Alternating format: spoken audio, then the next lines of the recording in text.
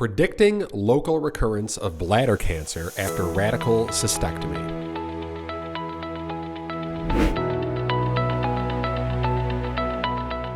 Local recurrence of bladder cancer after radical cystectomy is associated with poor survival despite the use of neoadjuvant chemotherapy.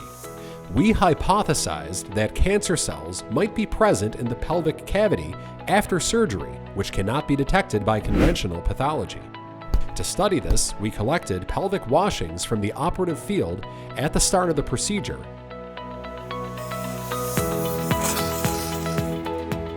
After bladder removal,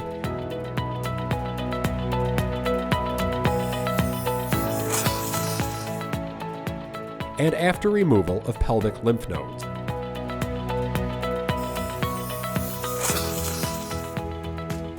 The suction fluid collected during the procedure was also analyzed.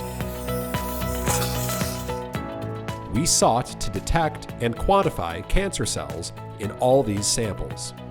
A highly sensitive detection method was developed using tumor-specific mutations. This was done in 2 steps. First, we sequenced the tumor DNA and compared that to the normal DNA of the patient to identify tumor-specific mutations. Then, we selected 12 to 17 mutations from each patient to be used as markers to create a highly sensitive panel. This panel was used to detect evidence of residual cancer cells.